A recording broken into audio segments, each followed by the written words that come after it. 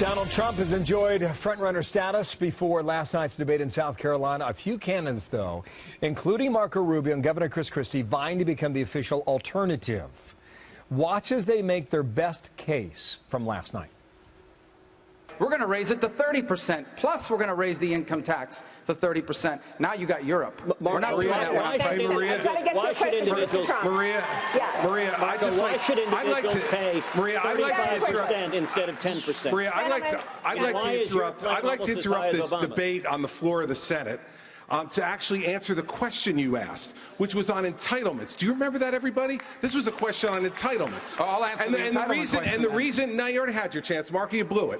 I could keep on watching this all day long. Ed Rollins has a nose for this stuff, all of it. He ran Ronald Reagan's re-election campaign in 1984, Mike Huckabee in 2008, Fox News contributor. Pleasure. How you doing? Good, thank you. Lot to go through. You say this was not a debate, it was a back alley brawl. Well, I think the bottom line is the contrast with the president, who's being perceived as weak and gave a terrible State of the Union speech.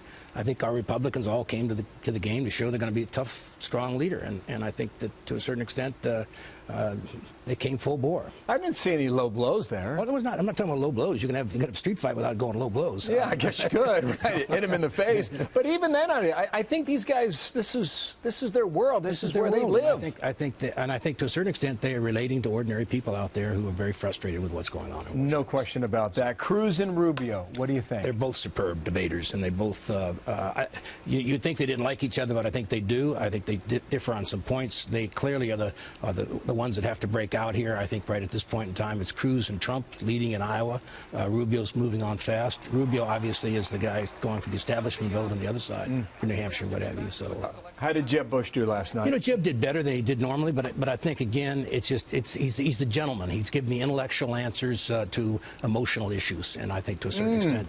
So the emotion, in your view, is breaking through. Well, the intellect is not. Definitely. It's like his father against Dukakis. Dukakis was arguing you could burn the flag. His father said you can't burn the flag.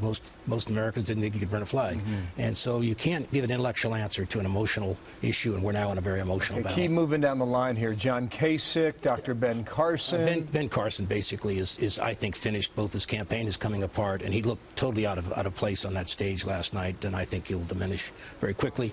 John is a very smart guy. He keeps acting like I don't want to be on a stage with a bunch of fools. They don't know what I know, and I think to a certain extent he gave good answers. But I think he's kind of the past and not the present. Circle back to Donald Trump. What is your view of him as a candidate today? He's a much better candidate than I thought he would be. I was a doubter like everybody else when it started. Every time he made a mistake that I thought was a mistake, I thought he was going to be done.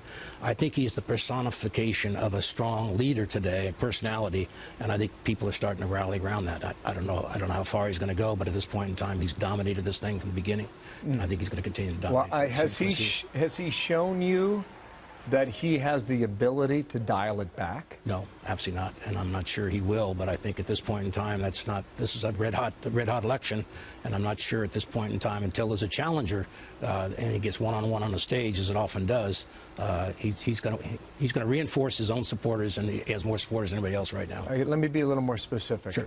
I am told by those who were in the room last night that when Trump was talking about the towers on 9/11. He practically whispered his answer.